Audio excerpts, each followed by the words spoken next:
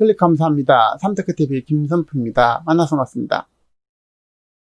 이번 시간은 초유 재정위기, 폭증하는 국가채무, 국가채무 비율 GDP 40% 넘으면 위험하다. 한국은 45%일까 106%일까? 각자 해야 될 일을 생각해 보면서 말씀 나눠보도록 하겠습니다. 재정위기는 늘 외환위기로 연결되는데요. 특히 대외 의존도가 높은 한국은 완성적 재정 적자 시 작은 사건이 언제든 외환위기를 촉발할 수 있게 됩니다. 한국은 기축통화국처럼 재정을 관리한다면 경제위기 시 속수무 치길 텐데요. 기축통화국은 그들은 돈을 찍은 인쇄기를 돌리면 되지만 한국은 그럴 수 없고, 물론 찍으면 휴지화가 되겠죠. 그래서 갑자기 외환위기를 맞이할 수 있게 됩니다. 국가 채무 비율이 GDP 40% 넘으면 위험하다. 우리나라 국가 채무 비율은 45%일까 106%일까?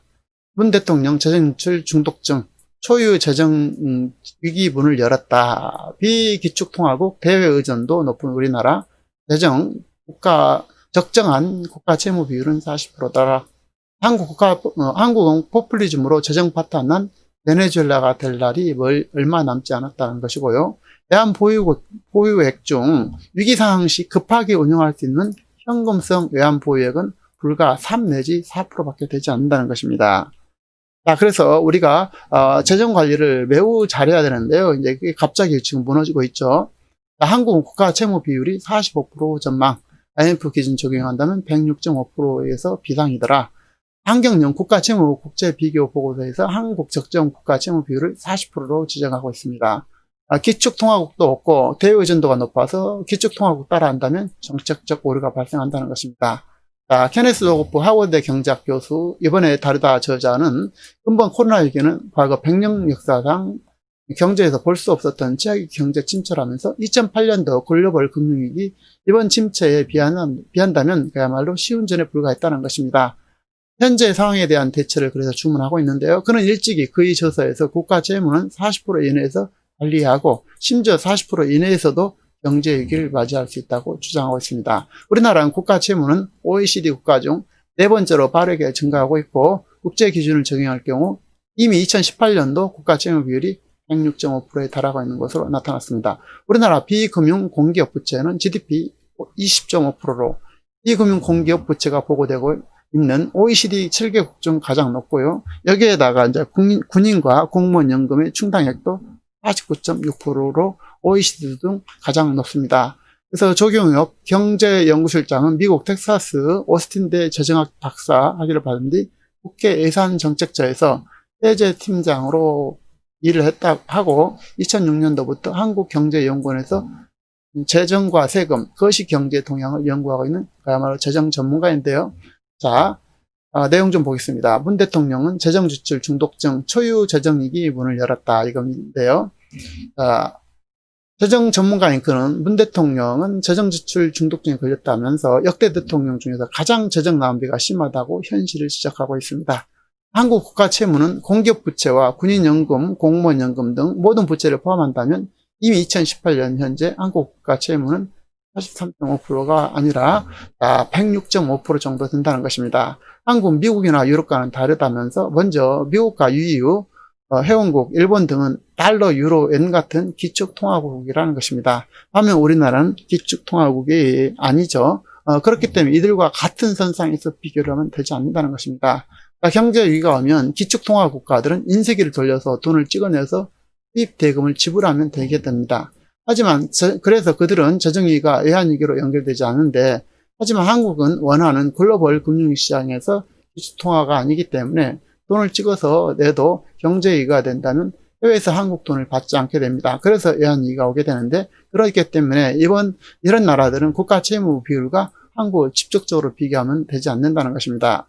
기축통화국가가 아니면서 대외 의존도가 높은 나라들의 국가 채무 비율을 계산해 보니까 대략 GDP 40% 수준이었고, 그렇기 때문에 한국도 국가 채무 비율이 GDP 40%를 넘으면 위험하다고 생각하는 것입니다. OECD 통계를 보면 한국 정부 부분 부채 비율은 2000년도부터 2018년도까지 평균 4.4% 증가했습니다. 그런데 정부 발표를 보면은 2010년도에 627조 있던 국가 채무가 2022년도에 1070조 원으로 늘어날 전망이고, 6년간 평균이 0.3%씩 늘어나게 됩니다. 증가율이 예전에 2배 이상 빠른 것이고요. 현 정부 들어 3년간 220조가 늘었고 앞으로 남는 기간 동안 220조원이 더 늘어난다는 것이고, 정부는 OECD 34개 회원국 중 평균 국가 채무 비율이 100%인 반면 한국은 40% 정도에서 우리가 재정이 덜 여력이 있다고, 지금은 더 여유가 있다고 주장하지만 비교 기준과 대상 국가를 잘 봐야 한다는 것입니다. IMF에서는 국가 채무 기준을 파악할 때 대략 4가지 기준을 쓰는데 D1을 가지고 하면 안 된다는 것입니다. D1은 중앙정부와 지방정부의 채무를 합한 기준이지만 이것이 이제 한국이 대략 43.5%이고, 여기에다가 비영리 공공기관의 채무를 합한다는 것이 이제 D2가 되는 것이고, 여기에다가 다시 공기업 부채를 합치면 D3가 되는 것입니다. 여기에다가 또한 정부가 지급을 보증한 군인연금과 공무원연금을 합한다면 이것이 바로 이제 D4가 되는데요. IMF는 국가 채무 기준을 이야기할 때 정부가 실질적으로 부담할 의무가 있는 D4를 기준으로 삼는다는 것입니다. 그렇게 봤을 때 한국이 이 금융공기업 부채 비율이 매우 높지 않겠습니까? 이렇게 높은데요. 제일 높은 나라가 한국입니다. GDP 대비 연금 충당 비율도 가장 높은 데가 바로 한국이죠. 그 다음에 이제 일본, 호주가 있는데 이들하고도 비교가 되지 않게 높습니다. 일본은 특히 일본이나 호주나 이런 데는 이제 기축통화국이죠. 그래서 우리가 매우 지금 채무에 대해서 민감하게 반응해야 되는데, 단순 비교를 해서 한국이 높지 않다고 생각하는 것은 큰 착오라는 것입니다. 우리나라 D3와 D4 부채가 가장 많고 정부가 재정 부담이 되는 사업을 집적하지 않고 공기업을 떠넘기거나 군인과 공무원의 연금 지급을 보증해 주기 때문입니다. 그렇기 때문에 실제로 정부 채무인 이런 것까지 포함해야 되고, 그것을 모두 합한다면 2018년도 현재 한국의 국가 채무는 83.5%가 아니라 106% 정도가 된다는 것입니다. 상당히 초라하게 많습니다. 한국, 미국이나 유럽과는 다르죠. 먼저 미국과 EU, 회원국과 일본 등은 달러로, 유로로, 엔 같은 기축통화국이라는 것입니다. 반면 우리나라는 기축통화국이 아니죠. 이런 나라들 국가 채무를 한국을 직접 비교, 단순 비교하면 되지 않는다는 것입니다. 기축통화국가 아니면서 대외 의존도가 높은 나라들의 국가 채무 비율을 계산해 보니까 대략 GDP 40% 수준이었고, 그렇기 때문에 한국도 국가 채무 비율이 GDP 40%를 넘으면 위험하다는 것입니다. 자, 그래서 또 다른 요인이 있는데요. 이제 고령화 속도가 되겠습니다. 한국은 고령화 속도가 어떤 나라보다 빠르죠. 그리고 출산율도 가장 낮은 나라입니다. 전 세계 1등이죠.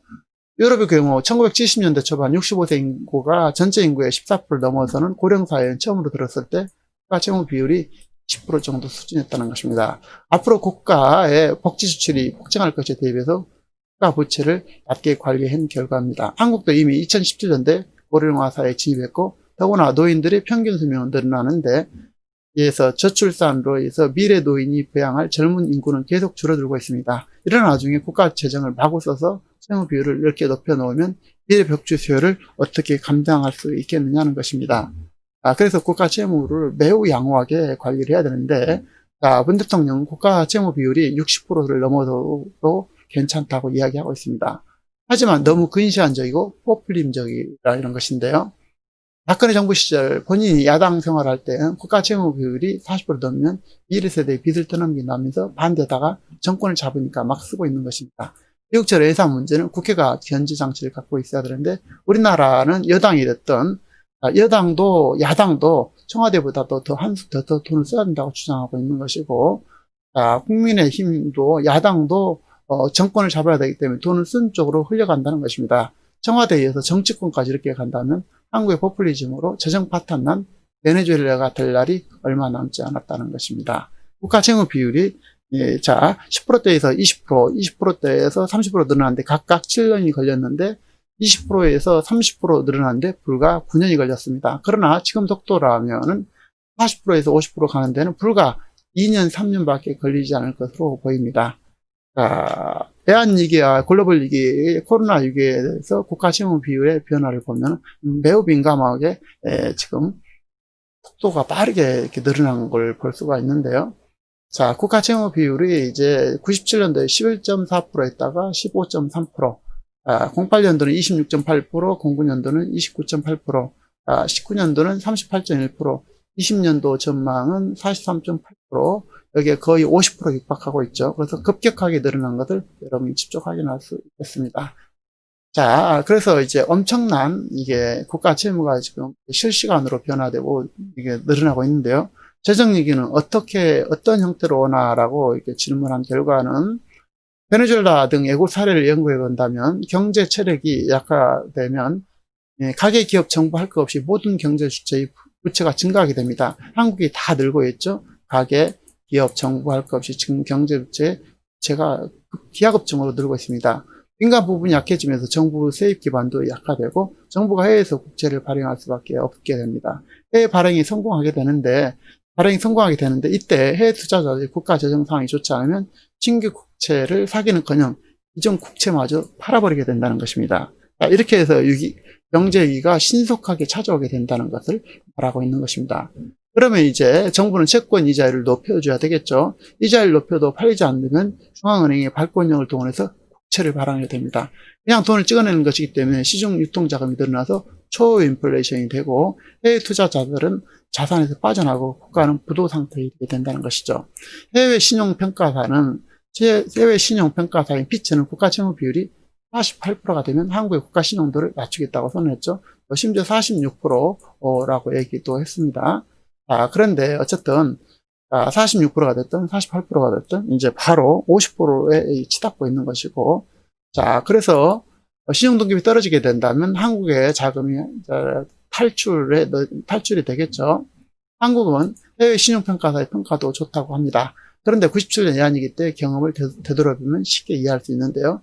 신용평가 회사는 위기 직전까지도 좋은 평가를 내리게 됩니다. 그러다가 위기가 터지게 되면 신용등급을 급격히 떨어뜨리게 됩니다. 몇 년 전까지 대통령들이 재정관리를 그럭저럭 잘 해왔습니다. 그 영향으로 신용평가사들이 좋은 평가를 내리고 있는 것입니다. 하지만 이 정부 들어서 상황이 완전히 달라지고 있죠. 지금부터는 조그만 틈에서 시작돼서 그 댐이 떠지듯 하나씩 터질 가능성이 매우 높다는 것입니다. 실제로 기업부터 피부로 느낄 것이고, 그래서 해외로 가려는 기업들이 계속 늘어나고 있는 것이고 증가하고 있는 것입니다. 국민들도 정부가 현금을 나눠주는 것을 이제 당연하게 여기기 시작했죠. 그동안 재정 관리를 잘해왔는데 이번 정부 들어서 망가지기 시작했고, 다음 정부가 새로운 정책을 안 하고 이번 정부의 정책만 유지해도 국가 채무는 폭증할 것이라는 것이죠. 재정위기가 외환위기로 번질 때 대응해서 외환 비상금으로 비축 중인 외환 보유액 4,189억 달러는 충분한가?